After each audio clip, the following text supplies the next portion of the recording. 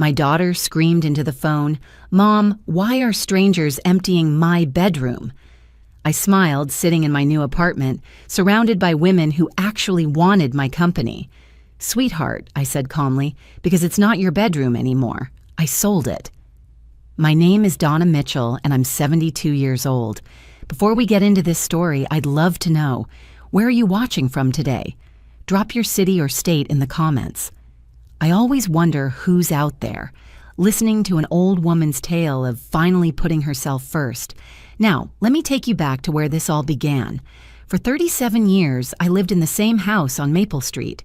It was a beautiful 4-bedroom colonial with a wraparound porch, the kind of home you see in magazines about classic American living. My late husband Robert and I bought it when I was pregnant with our first child. We raised 3 kids in that house, Lauren, Michael, and Stephanie. Every room held memories. The kitchen where I taught them to bake, the living room where we opened Christmas presents, the backyard where Robert built them a treehouse that somehow never fell apart, even after all these years. When Robert passed away 6 years ago from a sudden heart attack, I thought my world had ended. We were supposed to grow old together, travel, finally do all those things we'd put off while raising kids and building careers. Instead, I was alone in that big house, rattling around like a ghost myself. But I told myself it was okay. I had my children. They'd come visit. We'd still have Sunday dinners. The house would still be filled with laughter and love, just differently than before. I was so incredibly naive. The first year after Robert died, they did come around. Lauren would stop by every couple of weeks. Michael would come for dinner once a month. Stephanie, who lived the closest, just 20 minutes away, would pop in occasionally. But I could see it in their eyes. Obligation, duty. They were checking the box marked, "Visit Grieving Mother." By the second year, the visits became less frequent. Once a month became once every 2 months. Phone calls that used to be weekly became sporadic texts. "Busy with work, Mom. The kids have so many activities. We'll come by soon, promise." I understood, or at least I tried to. They had their own lives, their own families, their own struggles. Lauren was a real estate attorney with 2 teenage boys who played competitive soccer. Michael ran his own accounting firm and was always drowning in work during tax season, which seemed to last 9 months out of the year. Stephanie was a nurse working 12-hour shifts, raising a 10-year-old daughter alone after her divorce. But understanding didn't make the loneliness any easier to bear. I started calling more. Not excessively, I thought. Maybe once every few days, just to hear their voices, to feel connected to the family I'd spent my entire adult life building. I'd invite them over for dinner. "I'm making pot roast, your favorite." "I baked those chocolate chip cookies you love." "Please, it's been 3 months since I've seen the grandkids." That's when the complaints started. It was Stephanie who said it first. We were on the phone, and I'd asked when she might come visit. "Mom," she said, her voice tight with frustration, "you need to stop guilt-tripping us about visits. I work 60 hours a week. I'm exhausted. I can't drop everything every time you're feeling lonely." Guilt-tripping. That word hit me like a slap across the face. "I'm not trying to guilt-trip you," I said quietly. "I just miss you."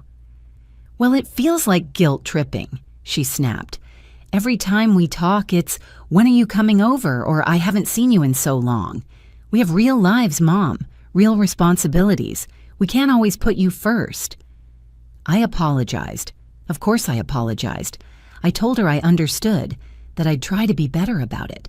But after I hung up, I sat in that empty house and cried for 2 hours straight. A week later, I called Lauren to ask if she and her family wanted to come for Sunday dinner. I hadn't seen them in 6 weeks. Her response was almost identical to Stephanie's. "Mom, seriously, you have to stop this. We're not kids anymore living under your roof. We're adults with our own families. I know you're lonely, but you can't make us feel bad about living our lives." "I'm not trying to make you feel bad," I protested. "But you are," she insisted. Every invitation feels like an accusation, like we're terrible children for not being there every second. Dad's been gone 6 years, Mom. At some point, you need to build your own life instead of waiting for us to fill the void. Those words cut deeper than anything Stephanie had said. Build my own life, as if the life I'd built, centered around my family, around being a mother and grandmother, somehow didn't count. Michael was gentler when he finally addressed it, but the message was the same. Mom, I love you, but you need to give us some space. We'll come visit when we can, but you calling and asking all the time makes us want to come less, not more.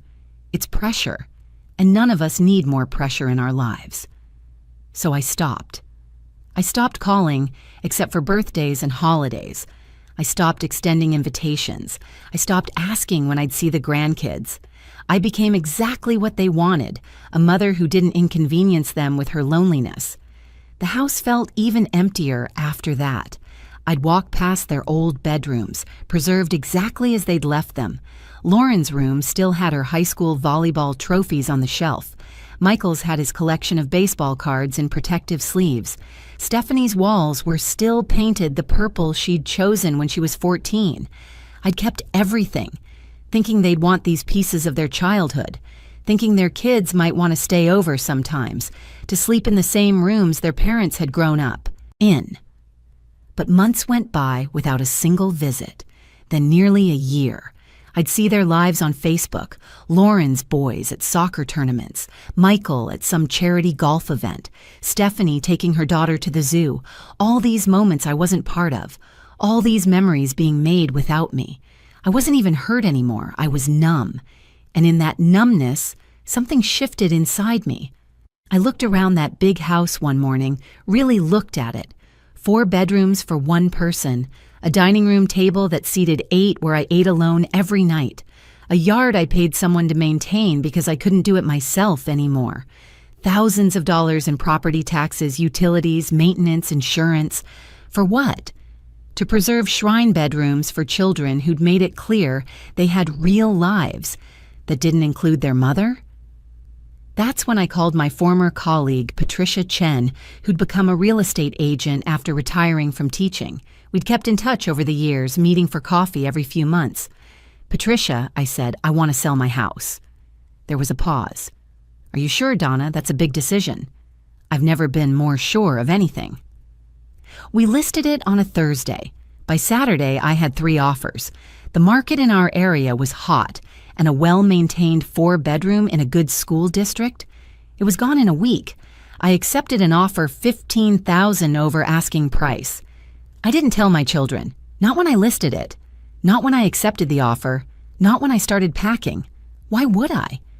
They'd made it clear that what I did with my life was my business as long as I didn't bother them about it.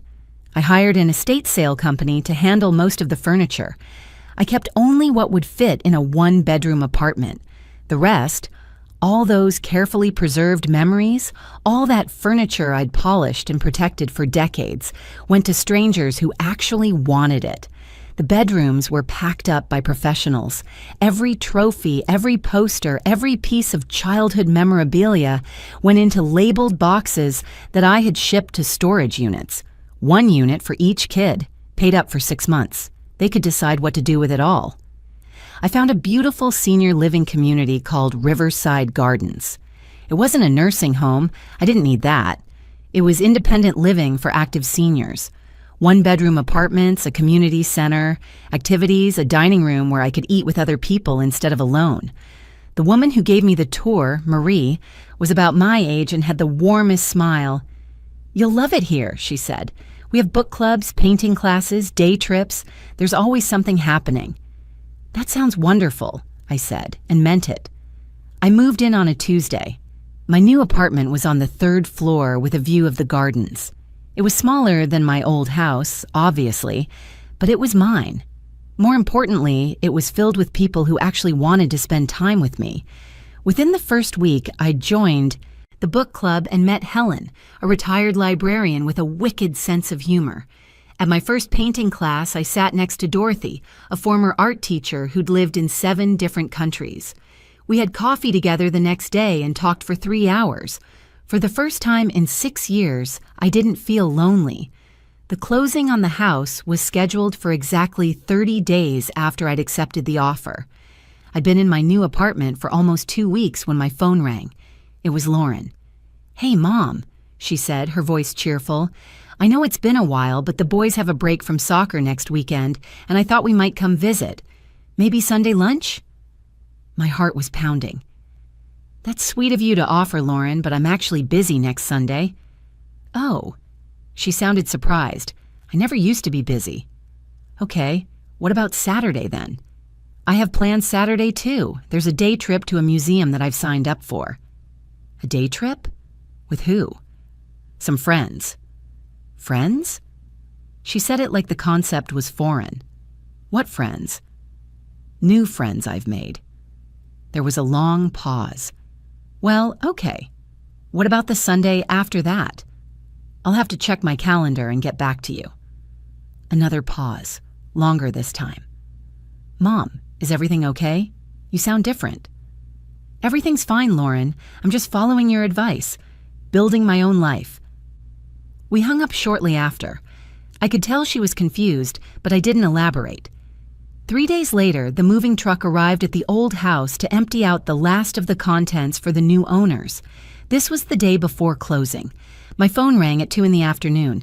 It was Stephanie, and she was nearly hysterical. "Mom, what the hell is going on? I just drove by the house and there are movers there. There's a truck. They're emptying everything." I took a sip of my tea, sitting in the community room with Helen and Dorothy. We'd been discussing the book we'd just finished. Yes, the new owners are moving in tomorrow. "New owners? What are you talking about?" "I sold the house, Stephanie." The silence on the other end was deafening. Then, almost in a whisper, "You sold it?" "Yes." "When? Why didn't you tell us?" "I sold it about a month ago, and I didn't tell you because my life and my decisions aren't your concern. Those were your words, weren't they? That you have real lives and can't always put me first?" "That's not—" "Mom, that's completely different. That was our childhood home." "No," I corrected her gently. "It was my house. You grew up there, yes, but you moved out 20 years ago. It hasn't been your home in a very long time." "Where are you? Where are you living?" "I'm in a lovely apartment at Riverside Gardens. It's a senior living community." "Senior living?" She was practically screaming now. "You put yourself in a home without even discussing it with us?"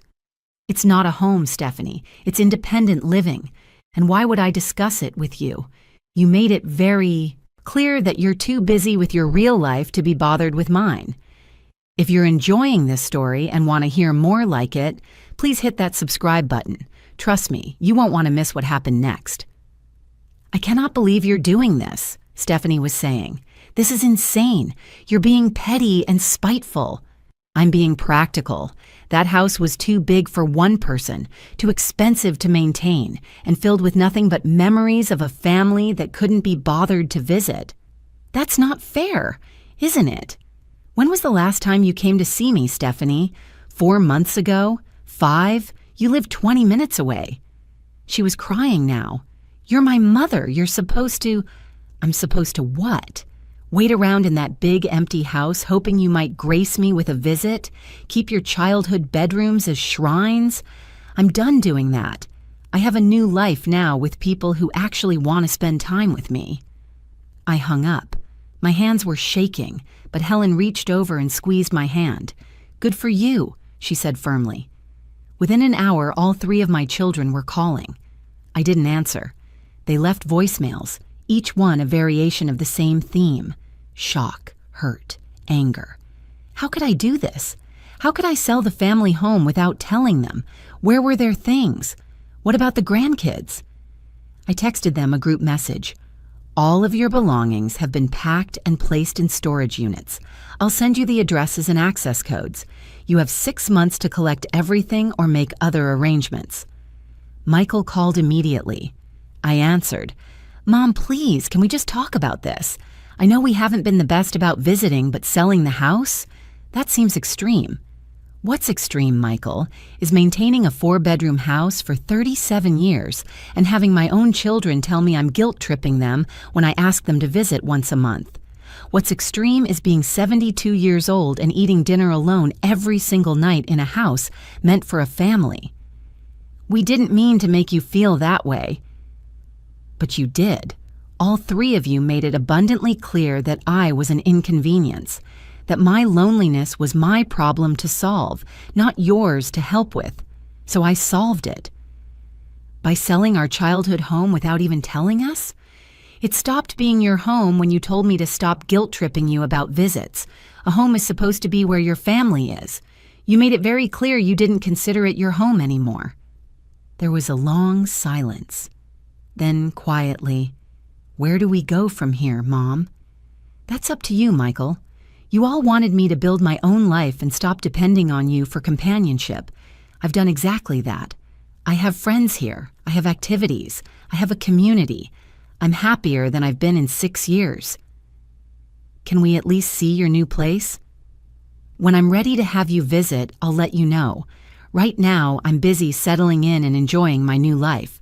The real life you told me I needed to build." I hung up again. The closing happened the next day without a hitch. I signed the papers at the title company, accepted a check for $847,000 after paying off the remaining mortgage and all fees, and walked out of there a free woman. That money went straight into investments and a high-yield savings account. I was set for the rest of my life. The monthly cost at Riverside Gardens was covered by my Social Security and Robert's pension. The rest of the money would be there for whatever I needed: travel, hobbies, or just security. My children continued calling, but I took my time responding. I wasn't trying to punish them. I was simply prioritizing my own life the way they'd prioritize theirs. Lauren showed up at Riverside Gardens unannounced about a week after the closing. The receptionist called up to my apartment. "There's a Lauren Mitchell here to see you. Should I send her up?" I thought about it for a moment. "Tell her I'll meet her in the lobby in 15 minutes. When I came down, Lauren was pacing by the front desk. She looked tired and stressed. When she saw me, her face crumpled. "Mom," she said, and I could hear the tears in her voice. We sat in the visiting area, a nice little sitting room with comfortable chairs and a view of the gardens. "I'm sorry," she said immediately. "I'm so sorry for what I said, about the guilt tripping, about you needing to build your own life. I was stressed and overwhelmed, and I took it out on you." "I know you were stressed, Lauren. You all were. That's exactly why I made the decision I did." "To sell the house as revenge?" "No. To sell the house because maintaining it for children who clearly had moved on with their lives made no sense. I wasn't preserving a home. I was preserving a fantasy that we'd all still be a close family. But we're not, are we?" She looked down at her hands. "I thought we were. When was the last time we had Sunday dinner together? When was the last time you brought the boys over just to visit, not because it was a holiday?"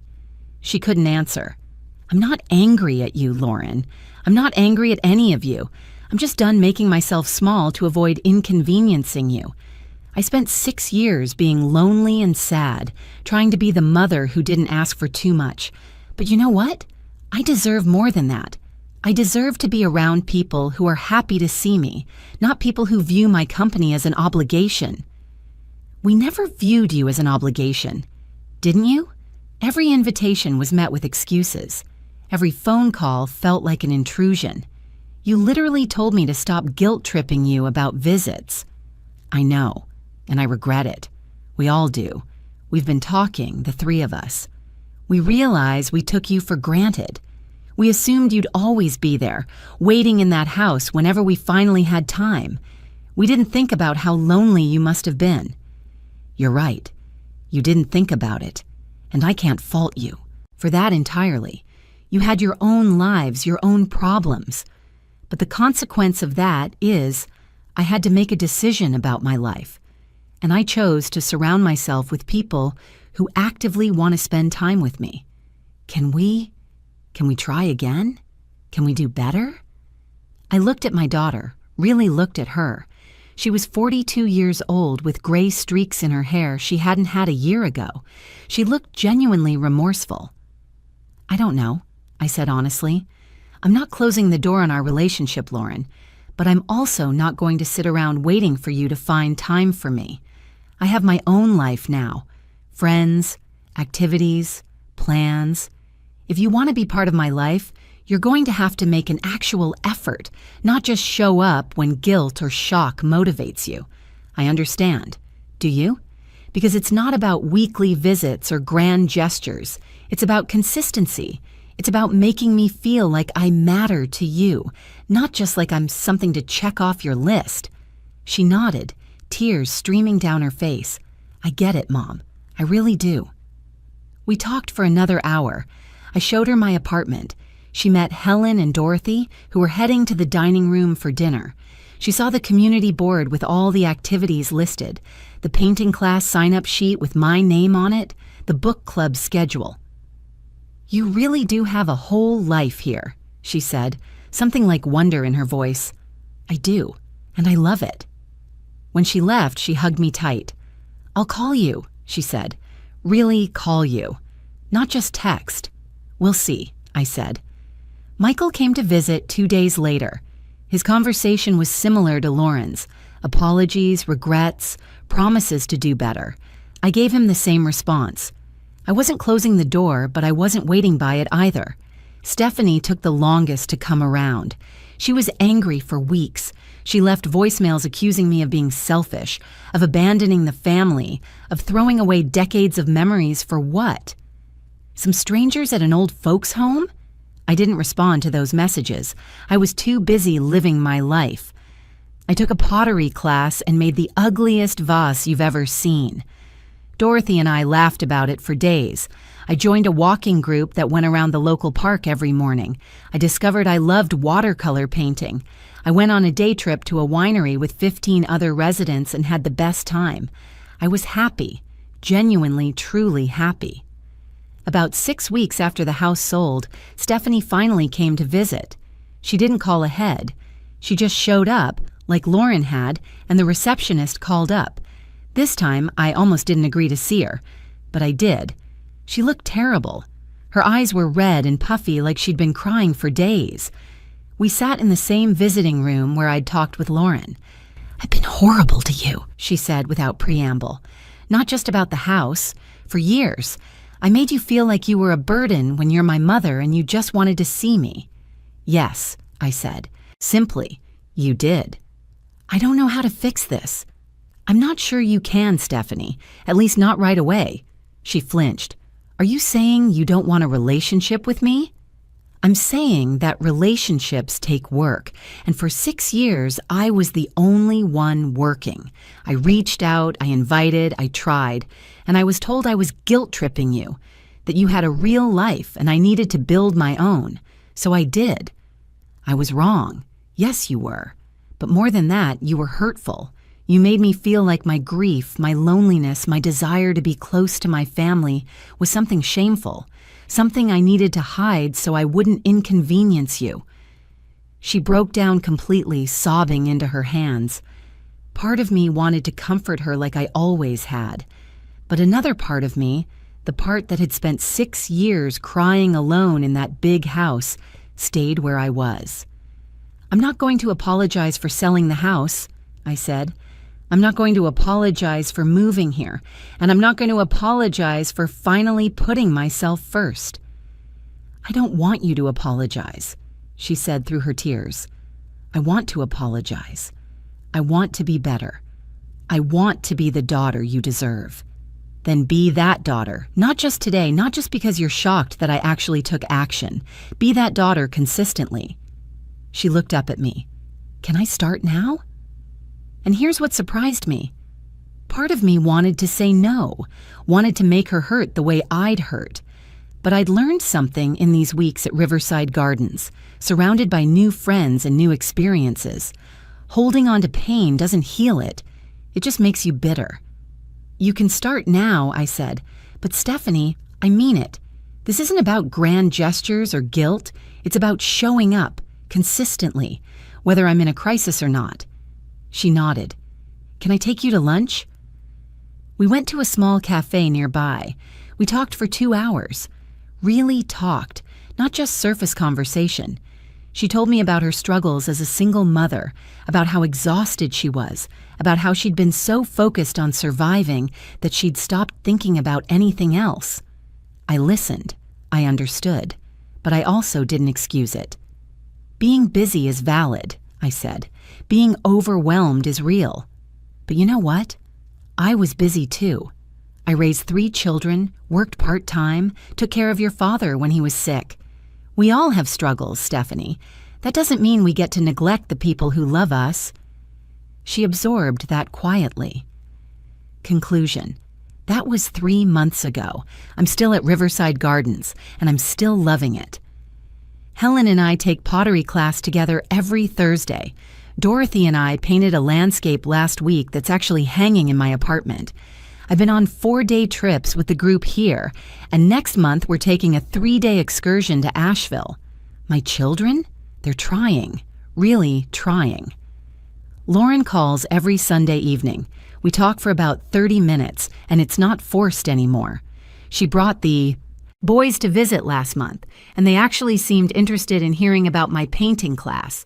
One of them wants to try pottery. Michael comes by every other week for coffee. We sit in the garden here and just talk about his work, about my activities, about life. It's nice. It's real. Stephanie has been the most consistent, which surprised me. She comes every week, sometimes just for an hour on her way home from work. She met Helen and Dorothy and actually enjoyed their company. Last week, she brought her daughter, and watching Emma explore the gardens here made me realize something. My grandchildren don't need shrine bedrooms in a house full of ghosts. They need a grandmother who's happy and present. And that's what I am now. Do I regret selling the house? Not for a second. That house was a beautiful part of my past, but it was keeping me trapped there. I'm 72 years old, and I finally learned that it's okay to choose yourself. It's okay to say, I deserve better, and actually do something about it. My children learned something too. They learned that I'm not just mom, waiting in the wings for whenever they have time. I'm Donna. I'm a person with my own life, my own friends, my own joy, and I won't settle for crumbs of attention from anyone, not even my own children. The house on Maple Street belongs to someone else now, a young family with 3 kids who'll make their own memories there. I hope they're happy there, like we once were. As for me, I'm happy right where I am, surrounded by friends who choose to spend time with me, living a life that's full and rich and mine, and that's worth more than any house could ever be.